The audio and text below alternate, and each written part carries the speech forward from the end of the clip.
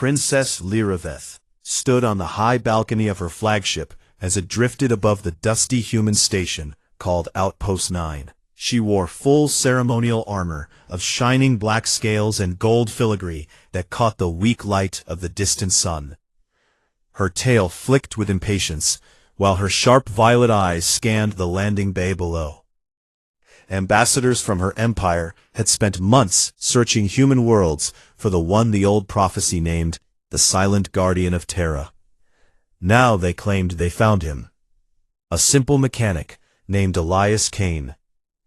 Lyraveth did not believe in fate or ancient words carved on temple walls, yet the void swarm grew closer each cycle, and her people bled on every front. If this marriage bought even one more season of peace, she would endure it.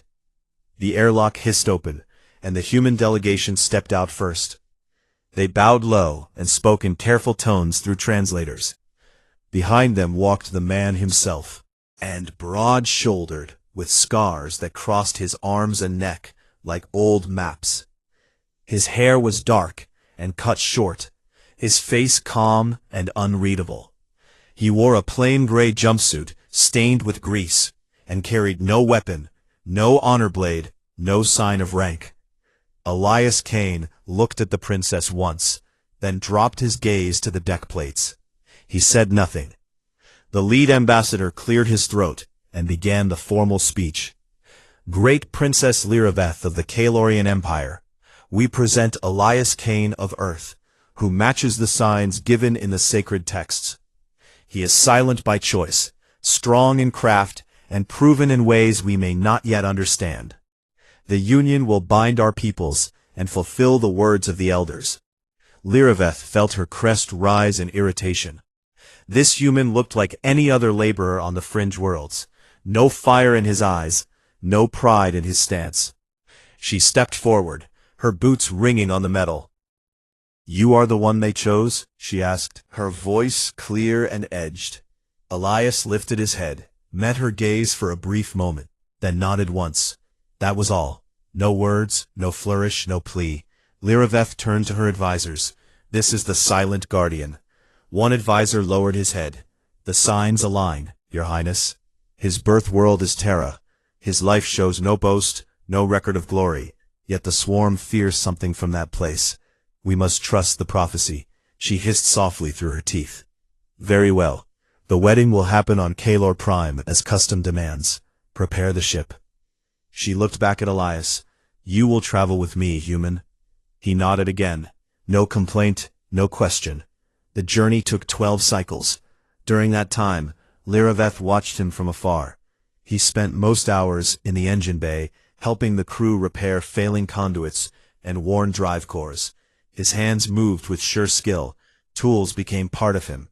Relay exploded. He pulled 2 technicians from the flames without hesitation, then sealed the breach himself. Crew whispered about his strength, his calm. Lyraveth dismissed it as luck. He never spoke unless someone asked him a direct question, and even then his answers came short and plain. "Yes," "No," "I can fix that."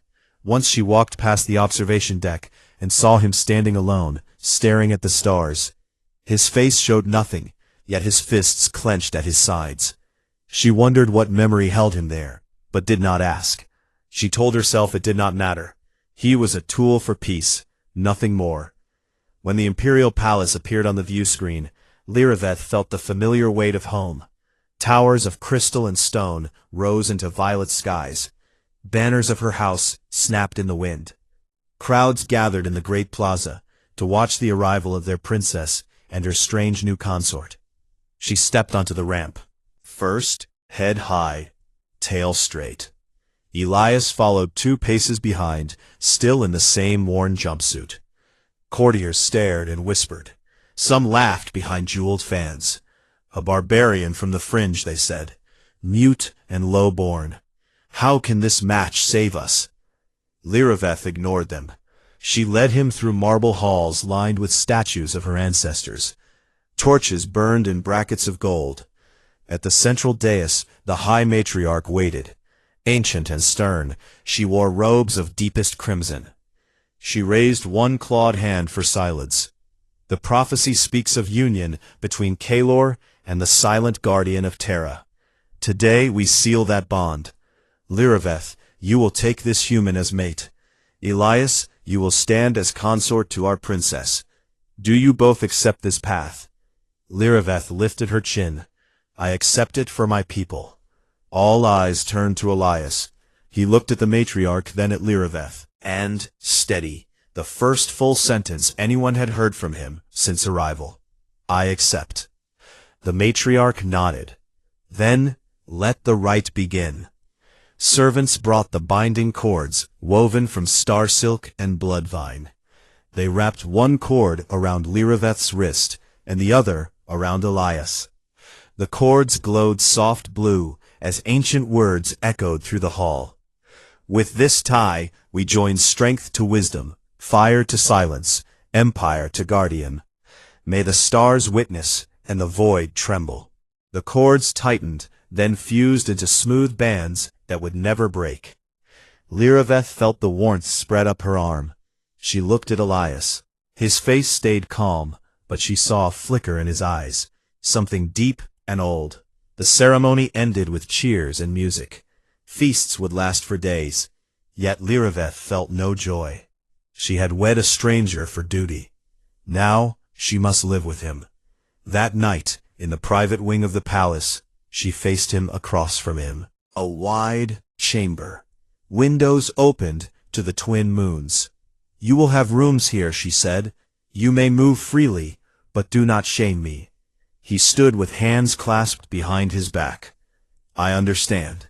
She narrowed her eyes. Why do you speak so little? He paused, then answered.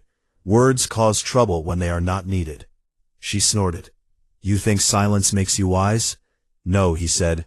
It keeps me alive. She stared at him. Something in his tone made her scales prickle. She turned away. Rest, human. Tomorrow the court will judge you. He bowed slightly and left without another word. Liriveth stood alone by the window. The moons hung low in silver. She touched the band on her wrist. It felt warm and strange. Outside the palace walls sentries patrolled. Somewhere far beyond the stars, the void swarm stirred. She wondered if this silent human could truly be the key. Prophecy had lied. She closed the shutters and tried to sleep. In the engine bay far below, Elias Kane sat on a crate. He cleaned a small tool with careful strokes. Around him, the palace hummed with life. Above him, courtiers danced and laughed. He listened to it all without expression. When the lights dimmed, he stood and walked to a shadowed corner. From a hidden pocket, he took a small data chip. He pressed it to a console. Old files flickered across the screen. Maps of swarm movements from 20 cycles past. Names of battles long forgotten. His finger traced one entry. Epsilon Gate. 17 days. 1 dropship. 3,000 confirmed kills. He stared at the numbers, then shut the console down. The chip returned to his pocket. He walked back to his new quarters. The door closed behind him with a soft click.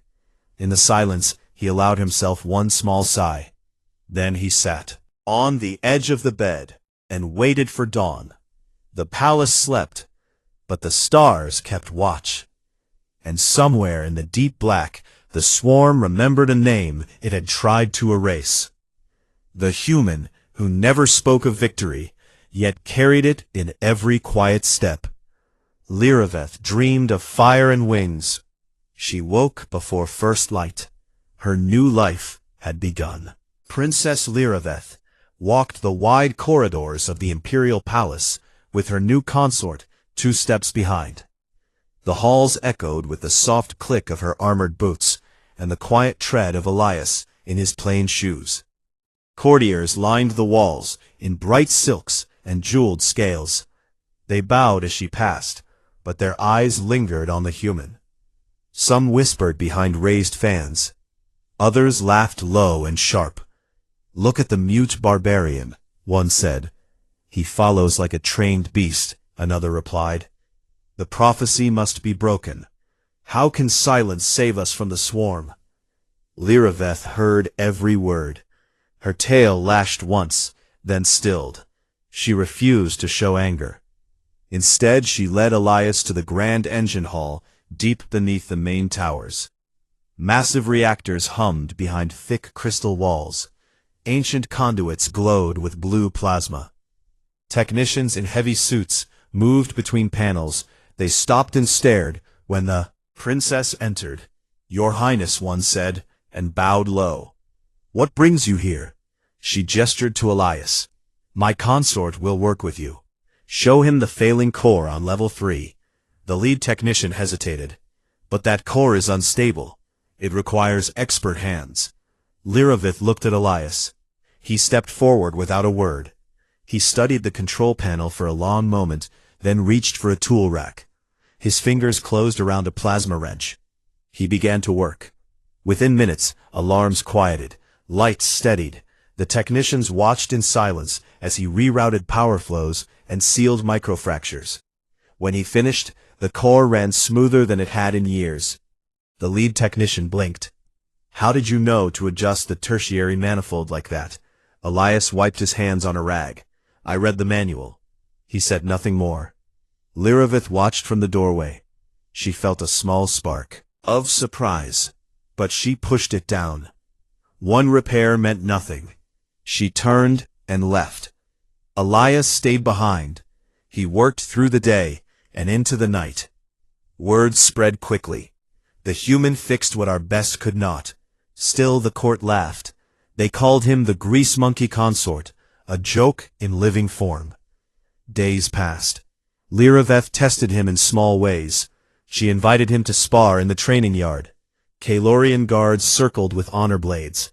She took one herself and spun it in a bright arc. "Come, human, show me your strength." Elias stood at the edge of the sand. He looked at the blade, then at her. He shook his head once. "No." The guards chuckled. "Coward," they murmured. Liraveth stepped closer. "You refuse your princess?" He met her eyes. "I fight when needed, not for sport," she hissed. "Then prove your worth another way." She led him to the riddle chamber. Ancient puzzles carved into black stone. She recited the first. "I speak without mouth and hear without ears. I have no body, but I come alive with the wind. What am I?" Elias listened. He thought for a moment. An echo. The courtiers fell silent. Liraveth narrowed her eyes. "Correct." She moved to the next. A box without hinges, key, or lid. Yet golden treasure inside is hid. "What is it?" Elias answered without pause. "An egg." Again correct. She asked 3 more. He answered each in calm, quiet voice. The courtiers shifted uncomfortably. Liraveth felt irritation rise. She dismissed him with a wave. Enough for today. That night she found him in the palace gardens. He sat on a low bench under silver-leaved trees. He stared at the stars. She approached without sound. "You speak when it suits you." He did not startle. His head slightly. Only when asked. She sat beside him. "Why hide your mind? Why act the fool?" He looked back at the sky. "People expect little from silence. It lets me watch." She studied his profile. Scars crossed his cheek like pale rivers. "What do you watch for?" "Trouble mostly," she snorted. "Trouble finds us soon enough. The swarm grows bold." He said nothing. She stood. "You will join me at council tomorrow." He nodded. "As you wish." The next morning the war council gathered in the deep chamber. Admirals and generals sat around a glowing hollow table. Swarm movements flickered in red. Liraveth took her place at the head. Elias stood behind her right shoulder, silent as stone. The admirals spoke of defenses and fleet losses. One pointed to a weak sector. "We must reinforce here." Another argued, "No, we pull back and strike from the flank." Debate grew heated. Liraveth listened. Then she felt Elias shift. It was small, but she noticed. She turned to him. "Speak." He stepped forward. He pointed to a faint line on the map. "The swarm avoids this nebula. They skirt it every time. If we seed it with mines and draw them close, we can trap the lead hive." The admirals stared. One laughed. A human tactic, barbaric and reckless. Another leaned in. The nebula hides sensor ghosts. It could work. Liriveth looked at Elias. "You have seen swarm patterns before." He nodded once. She turned to the council. "We will try it. Prepare the mine layers." The admirals grumbled, but obeyed. Later in the corridor, Liriveth stopped Elias.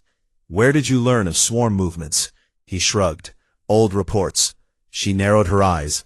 "You read them in silence." "Nothing." She walked away. Unease grew in her chest. Weeks passed. Small victories came. The nebula trap worked. A swarm scout fleet vanished in fire.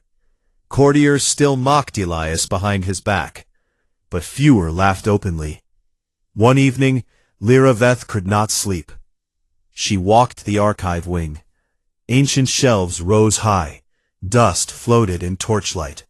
She found Elias there. He sat at a low table. A restricted tome opened before him. The pages glowed with high Kalorian script. He read with steady eyes. She stepped into the light. "That text is forbidden to outsiders." He closed the book gently. He looked up. "I know. How do you read it?" "I learned." She moved closer. "Why read of our old wars?" He stood. "To understand your people." She stared. "You hide much human." He met her gaze. "Some things are better forgotten." His voice stayed. But the weight in it made her scales rise. She turned sharply. "Leave this place. Do not return without permission." He bowed and walked past her. His steps made no sound. Liriveth stood alone. She opened the tome. Of ancient battles, of a time when the swarm first came, of a single ship that held a gate for days. She read the name of the pilot, Silent Reaper. Her breath caught. The record ended there. No further details. She closed the book. Her hand trembled slightly. Outside the palace, night winds blew. Elias returned to his quarters. He sat in darkness. He took the small data chip from his pocket. He looked at it for a long time. Then he put it away. He lay back on the bed. Sleep did not come easy. In the morning, Liriveth watched him from her balcony. He walked the lower gardens. He stopped to fix a broken fountain. Hands moved with the same calm skill. She wondered who he truly was. The prophecy spoke of a silent guardian. Yet this man carried secrets deeper than the void. She touched the band on her wrist. It felt heavier now. The swarm waited beyond the stars. And in her palace, a quiet human waited too, for what she did not know. But she felt the galaxy shift beneath her feet, and for the first time, she wondered if silence held more power than any roar. The alarms screamed through the palace like wounded animals. Red lights flashed across every wall and corridor. Voices shouted over the speakers. "The Void Swarm has breached the outer perimeter. All defenses to battle stations." Liriveth burst from her chambers. She wore light combat armor scales, reinforced with ceramite plates. Her honor blade hung at her side, already drawn. She ran toward the command center. Guards fell in behind her. Their boots pounded the marble floors. Elias was not in his quarters. She noticed it as she passed his door. It stood open, the bed untouched, tools scattered on the small table. She felt a flash of anger. He fled, she thought. The coward ran when the real fight came. She pushed the thought away. No time for that now. In the command center, screens showed chaos. Hive ships filled the black like dark clouds. Their tendrils reached toward the planet.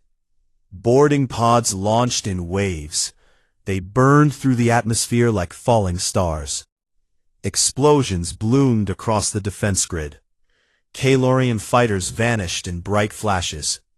An admiral turned to her. "Your Highness, the outer fleet is gone. We hold the palace and the inner shield only." She gripped the table edge. "How many pods inbound?" "Hundreds. They target the capital directly." She looked at the tactical map. Red dots swarmed toward the palace spires. Then mobilize every warrior. Seal the lower levels. We fight here. The admiral saluted. As you command. Lyraveth strode to the armory. She gathered her elite guard. 50 of the best, scaled and armed. They formed ranks in the grand hall. Statues of past rulers watched in silence. She addressed them. Today we defend our home, our blood, our future. The swarm comes to end us. For Kalor. The guards roared. Blades rose high. Then the first impacts shook the building. Walls trembled. Dust fell from the ceiling. Pods crashed into the plaza outside. Doors buckled under heavy blows.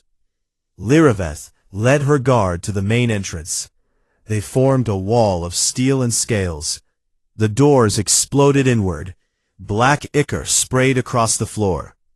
Swarm reavers poured through. Tall, twisted creatures with too many limbs. Mandibles clicked. Claws scraped stone. Lyraveth charged first. Her blade sang through the air. She cut down the lead reaver. Green blood splashed her armor. Her guards followed. They fought in tight formation. Blades flashed. Reavers fell. But more came. Always more. The hall filled with screams and the wet sound of tearing flesh. Lyraveth took a claw across her shoulder. Pain burned hot. Drove her blade into the attacker's throat. It collapsed, gurgling. She looked around. Half her guard lay dead. The rest bled. The swarm pressed harder. They reached the inner doors. Those led to the throne room. To her. She backed toward them. Her breath came hard. This is where it ends, she thought. Then the lights flickered. Once, twice. Darkness swallowed the hall for a heartbeat. When they returned, a single figure stood in the center. Elias. He wore the same gray jumpsuit, now torn and streaked with black ichor. In each hand, he held a mono-blade wrench. The tools looked ordinary, yet their edges gleamed with fresh modifications. He did not shout. He did not roar. He simply moved. The nearest reaver lunged. Elias stepped aside. His right wrench sliced upward. The creature's arm fell away. Before it could scream, the left wrench crushed its skull. Another reaver attacked from the side. Elias pivoted. He drove one wrench into its chest, pulled it free in a spray of fluid, then spun to meet the next. His movements stayed calm, precise. No wasted motion, no flourish. Each strike ended a life. Reavers died in silence. Throats opened, joints severed, heads crushed. Lyraveth watched frozen. Her blade hung loose in her hand. The human dismantled the wave alone. 10 reavers, 20, 30. They fell around him like broken toys. When the last one dropped, he stood amid the bodies, breathing steady. He wiped one wrench on his sleeve, looked at her. You should evacuate the lower levels. More are coming. His voice stayed quiet, as if he spoke of the weather. Lyraveth stared. Blood dripped from her shoulder. Who are you? He did not answer. Doors. He checked the corridor beyond. Clear for now. He turned back. We need to move the non-combatants. The palace has escape tunnels under the east wing. She shook herself. Yes, the survivors. Gather them. Her remaining guards moved. They helped the wounded. Elias went ahead. He cleared rooms one by one. Whenever swarm broke through, he met them. Silent, deadly efficient. Lyraveth followed. She fought beside him now. Her blade matched his rhythm. Together they held hallways, pushed back incursions. At one point, a reaver queen appeared, larger than the rest. Armored plates covered its body. It hissed and charged. Lyraveth raised her blade. Elias stepped in front. He waited until the last second, then rolled under its strike, came up behind, drove both wrenches into the gaps at its neck joints. The queen screamed. Thrashing. He finished it with a quick twist, then kept moving. No pause, no boast. They reached the throne room at last. The great doors stood intact. Inside, advisors huddled. Civilians cried. Lyraveth entered. She climbed the dais, raised her voice. The swarm will not take this place. We hold until relief comes. If no relief comes, we die free. Eyes turned to her, then to Elias. He stood near the entrance, wrench in hand, watching the doors. One advisor whispered, "The human fights like a demon." Another said, "He saved us." Lyraveth looked at him. His face stayed calm. Scars stood out against the ichor. She felt something shift inside her. Not fear, not anger, respect. Perhaps more. Outside the palace shook again. More pods landed. The battle continued. Elias moved to reinforce the barricades. 1. Yet everyone followed his lead. Guards took positions he indicated. Engineers followed his quiet orders. He knew the palace layout better than some who lived there all their lives. Lyraveth watched him work. Questions burned in her mind. Where did he learn to fight like that? Why hide it? The swarm hammered the walls. Night fell over the capital. Fires burned in the distance. The palace held. Barely. In the throne room, Elias sat against a pillar. He cleaned his wrenches with a torn cloth. Blood and ichor mixed on the floor. Lyraveth approached. She sat beside him. "You are not just a mechanic." He looked at her. "No." "Then what are you?" He paused. "Someone who remembers." She waited. He said nothing more. She stood. "We will speak of this later." He nodded. "For now the fight goes on." Outside, the swarm gathered for another. Lyraveth gripped her blade. Elias rose. He stood at her side, silent, ready. The stars above watched. The palace lights flickered once more. But this time they held. And in the heart of the empire, a silent human stood against the dark. Not for glory, not for fame, for the simple reason that it needed to be done. The swarm would learn again what one quiet man could do when the time came. The throne room smelled of smoke and blood. Broken crystal lay scattered across the floor. The great windows showed dawn breaking over the ruined capital. Smoke rose from distant towers. But the palace still stood. Surviving officers gathered around the central hollow table. Their faces were gray with exhaustion, armor dented and stained.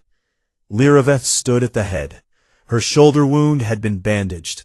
Pain throbbed with every breath. Yet she kept her back straight. Elias leaned against a pillar nearby. His jumpsuit hung in rags. The monoblade wrenches rested on his belt, now clean of ichor. He watched the room in silence. One admiral activated the secure archive feed. "We need answers. Who is this human?" The holoscreen flickered to life. Old files scrolled past. Most were redacted. Names blacked out. Dates blurred. Then one file unlocked.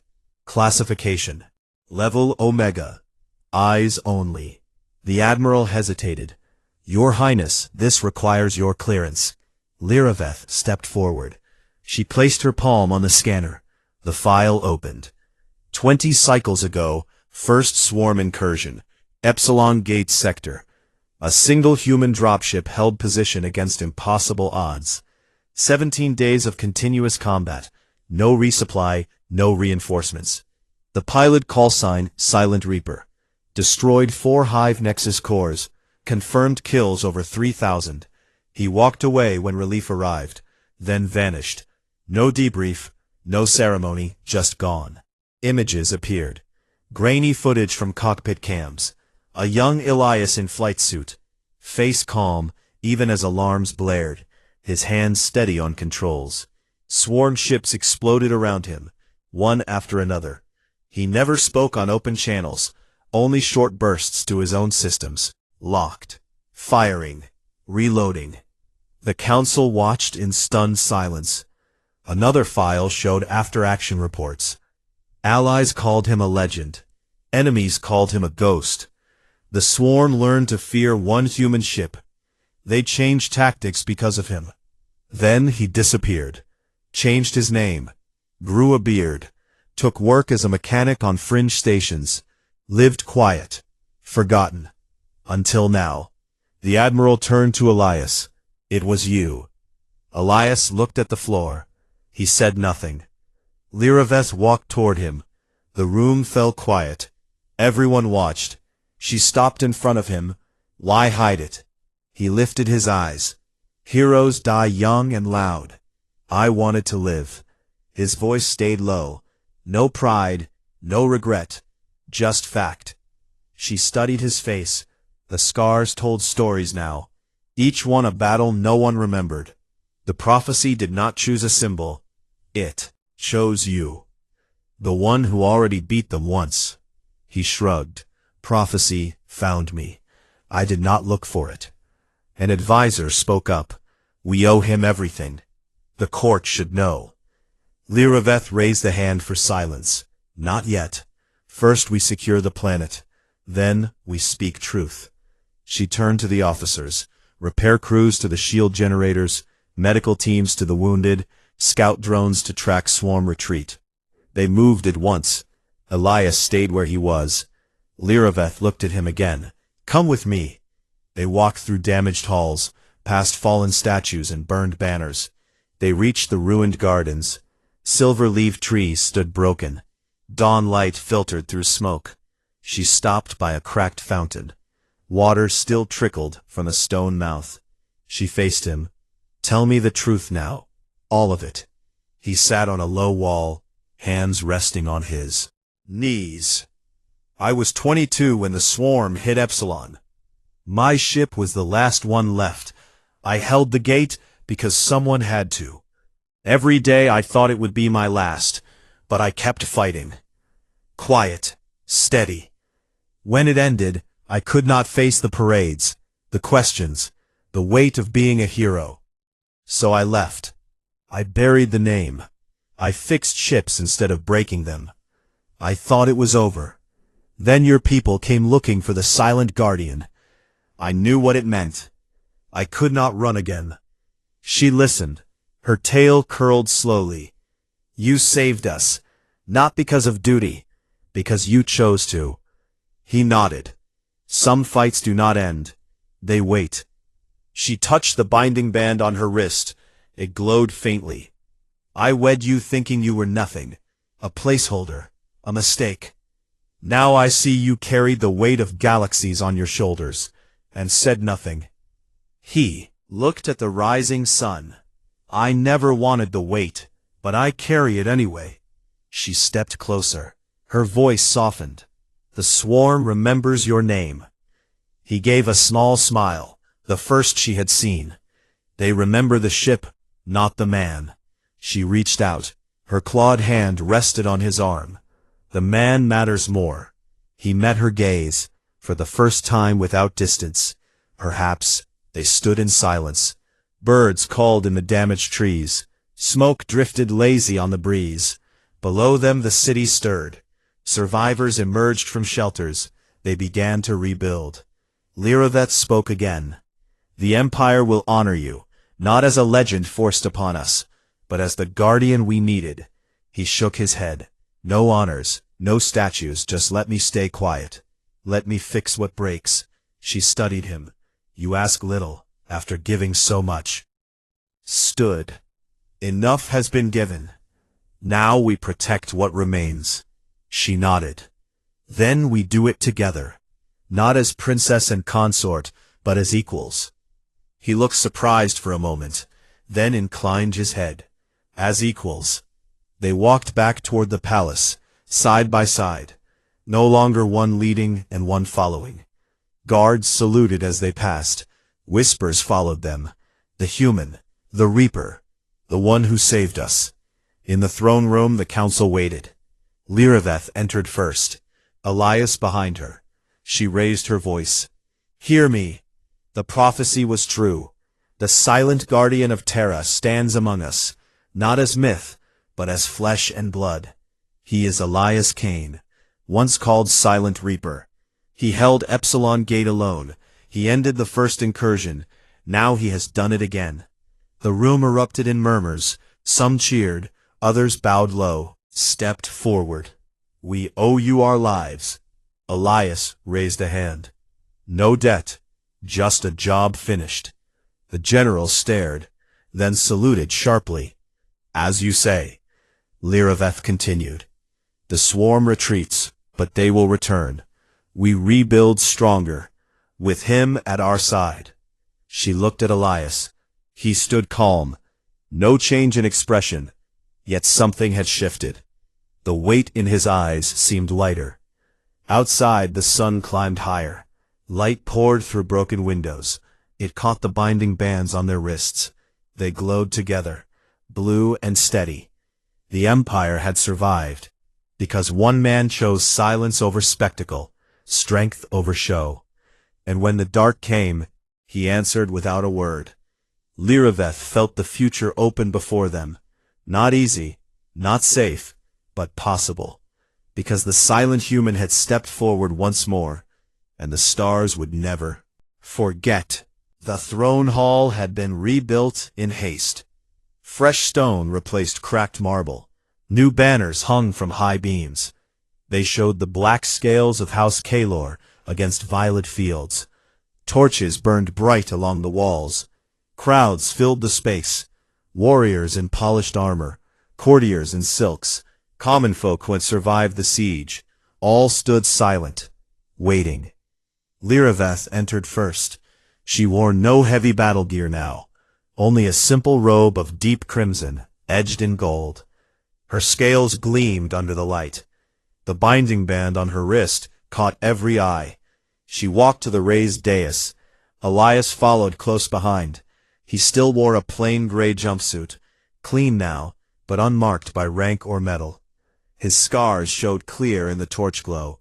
He carried no weapon, no crown, just himself. The High Matriarch waited at the center. She looked older than before, burned with strength. She raised both hands. Silence fell deeper. The swarm has broken. Their hives scatter to the dark. Our worlds breathe again. But survival came not from fleet or fortress alone. It came from one who stood when all seemed lost. The matriarch turned to Lyraveth. "Princess, you have led us through fire. Now you must speak your will." Lyraveth stepped forward. Her voice carried clear to every corner. "I stand before you not as conqueror, not as one who claims victory by right. I stand as one who was wrong. I wed this man for politics, for ancient words on temple stone. I thought him small, a shadow to fill a role. I was blind. He is no shadow. He is the light that held back the dark. When reavers breached our halls, when hope failed, he stepped from silence and ended them. Not with boast, not with roar, with quiet strength that the enemy could match." The crowd murmured. Some gasped, others nodded slow. Lyraveth continued. "The prophecy spoke true. The silent guardian of Terra walks among us.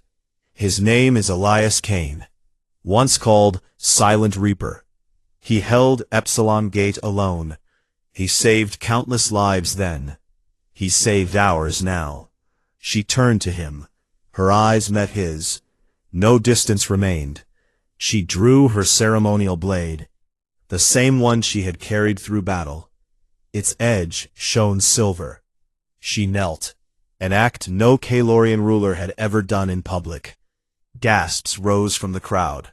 She placed the blade at his feet, point down, hilt toward him. "I wed you thinking you were nothing. I was wrong. You are everything. My strength, my shield, my equal. I choose you again, not for duty, but for love, for respect, for the future we will build together." Elias looked down at the blade, then at her. He reached out, his hand gentle. He lifted her to her feet. She rose tall beside him. He spoke then, his voice low but clear. It reached every ear. I never wanted to be a legend. Legends burn bright and fade fast. I wanted quiet days, a life without weight. But the galaxy keeps calling. It calls in fire, in blood, in the faces of those who need protection. If standing beside you means I answer that call, then I will. I will be whatever the galaxy needs, not for glory, not for songs, for you, for our people, for the stars that still shine. The crowd erupted. Cheers rolled like thunder. Warriors struck blades on shields. Courtiers wept openly. Common folk shouted his name. Silent Reaper, Guardian, Elias.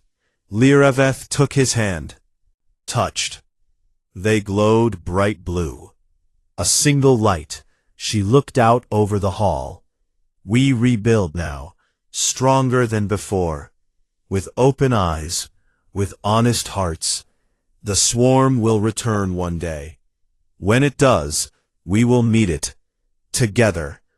She raised their joined hands. The cheers grew louder. The matriarch stepped forward.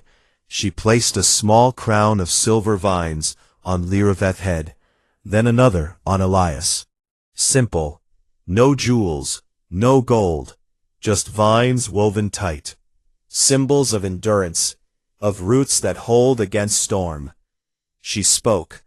By ancient right and new truth, I name you consorts eternal, rulers in balance, fire and silence, voice and shield. May your union guard the empire forever. The hall answered with one voice. Forever. Music rose. Drums beat steady. Flutes sang high. People danced in circles. Warriors lifted children to their shoulders. Lireveth and Elias stood together. They watched it all. No need for words now. Later, when night fell, they walked the upper balconies. Stars filled the sky.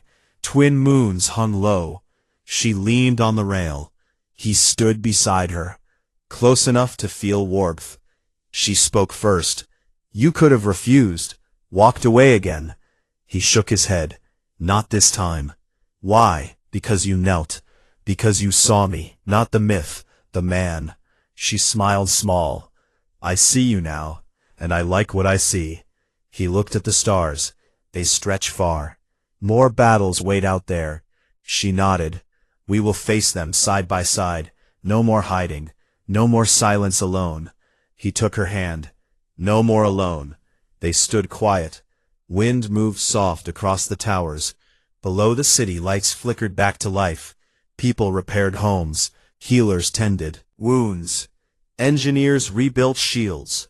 Life returned, because one silent human had chosen to step forward, and a proud princess had chosen to see him. The swarm would remember. Other enemies would learn.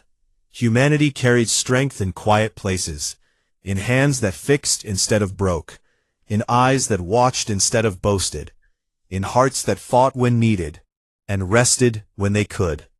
Lireveth turned to him. What now? He thought a moment. Now we live. We rule. We protect. And maybe one day we find a quiet corner, where words are few and peace lasts long. She laughed soft. I would like that. They walked back inside, hand in hand. The palace lights dimmed gentle. The empire slept under watchful stars. And somewhere in the deep black, old fears stirred. But they stirred slower now, because the silent hero had a voice at last. That voice spoke of unbreakable bonds, of a princess and her guardian, of a future forged in silence and fire. Together, forever.